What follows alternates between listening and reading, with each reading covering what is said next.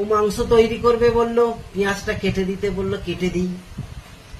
আমি শেষে ভজহরি মান্না, পেঁয়াজটা কেটে দিলে বউ করবে রান্না।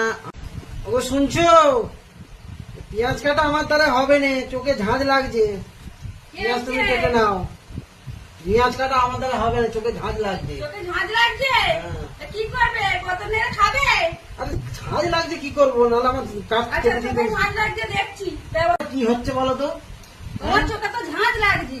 ও বাবা, এটা নাকি ঝাঁঝ লাগবে না, এতে নাকি ঝাঁঝ লাগবে না। না, পেঁয়াজগুলো কাটো, আর ঝাঁজ লাগবে না। বন্ধুরা দেখছো, নাকি ঝাঁঝ লাগবে না।